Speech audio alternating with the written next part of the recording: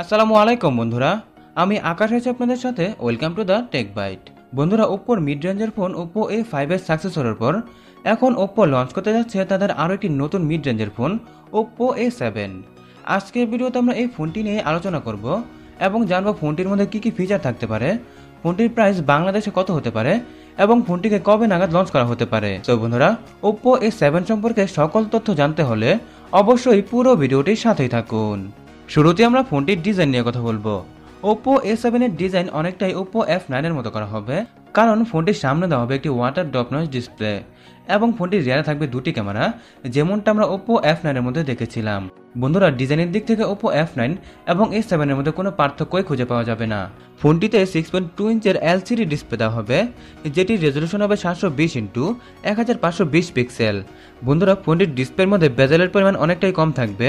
এর প্রধান কারণ হচ্ছে ফোনের উপরে একটি টিয়ার ড্রপ নচ দেওয়া হবে, যার কারণে ফোনটির সাইডের বেজেল অনেকটাই কমে যাবে। তবে ডিসপ্লে কোয়ালিটির দিক থেকে ফোনটি তেমন ভালো হবে না, কারণ এর মধ্যে কেবলমাত্র 720p ডিসপ্লে দেওয়া হবে, ফুল এইচডি প্লাসের ডিসপ্লে থাকবে না, যার কারণে ফোনটির ডিসপ্লের কালার, শার্পনেস, ব্রাইটনেস তেমন ভালো হবে না।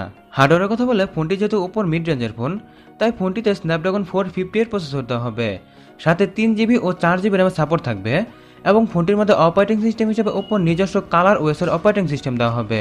বন্ধুরা, পারফরমেন্সের দিক থেকে ফোনটির পারফরমেন্স মোটামুটি টাইপের থাকবে, কারণ এর মধ্যে স্ন্যাপড্রাগনের মোটামুটি টাইপের প্রসেসর দেওয়া হবে, যার ফলে ফোনটি দিয়ে আমরা আমাদের ডেইলি কাজ খুব সহজে করতে পারবো।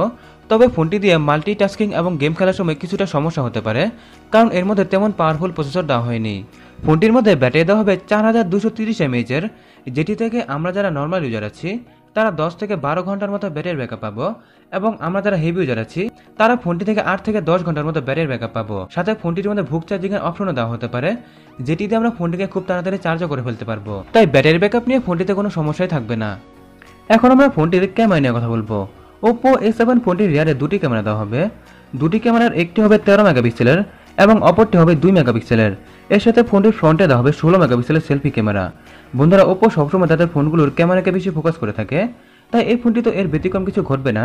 ফোনটির ক্যামেরাগুলো দিয়ে আমরা অনেক ভালো সেলফি তুলতে পারবো, তবে এর ক্যামেরা থেকে কেমন পোর্ট্রেট পিকচার তোলা যায় এটি দেখার বিষয়, কারণ ওপ্পোর ফোনগুলো দিয়ে পোর্ট্রেট পিকচার তেমন ভালো তোলা যায় না। তাই এই ফোনটি দিয়ে পোর্ট্রেট পিকচার কেমন তোলা যায় এটি এখন দেখার বিষয়। ওপ্পো A7 ফোনটিকে বাজারে দুটি ভেরিয়েন্টে পাওয়া যাবে, আর ভেরিয়েন্টগুলো হচ্ছে 3GB RAM 32GB internal storage এবং 4GB RAM 64GB internal storage.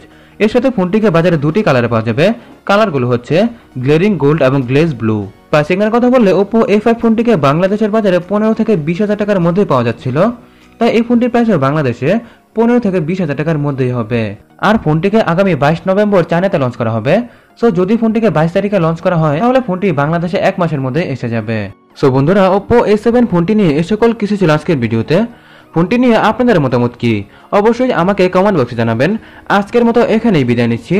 যদি আজকের ভিডিওটি আপনাদের ভালো লেগে থাকে তাহলে অবশ্যই ভিডিওটি লাইক করবেন, শেয়ার করবেন, এবং আপনি যদি এখনও টেকবাইট ফ্যামিলির সাথে যুক্ত হয়ে না থাকেন তাহলে এখনই সাবস্ক্রাইব বাটনে প্রেস করে পাশের বেল আইকনটিতেও প্রেস করে নিন। বন্ধুরা, অসংখ্য ধন্যবাদ ভিডিওটি দেখার জন্য। বাংলায় দেখুন, বাংলায় শিখুন।